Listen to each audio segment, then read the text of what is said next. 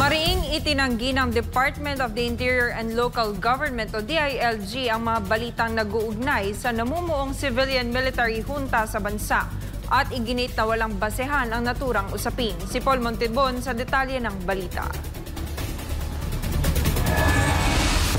Kinumpirma ni Department of Interior and Local Government at DILG Secretary John Vic Remulla na walang basehan ang mga kumakalat na balita tungkol sa pagbuo umano ng isang civilian-military junta sa bansa. Ayon kay Remulla, nakatanggap sila ng impormasyon na may ilang individual na nagtatangkang mag-recruit ng mga personalidad para sa tinatawag na alternative government. Pero giit ng kalihim, hindi na ito bago sa pamahalaan at mahigpit na minomonitor ang anumang pagkilos kaugnay nito. Dagdag pa ni Remulla, hindi ito mangyayari sa ilalim ng Marcos Jr. Administration. Batay sa pinakahuling impormasyon ng kanyang opisina, ang nasa likod umano ng posibleng civilian military junta ay ilang dating general kasama ang ilang aktibo at dating politiko. Pinag-iingat ng DILG ang publiko na maging mapanuri at agad na mag-report ng anumang kahinahinalang aktibidad. Ang civilian military junta ay isang uri ng pamahalaan kung saan ang mga opisyal ng militar at mga sibilyan ay nagkakaisa upang pamunuan ang isang bansa,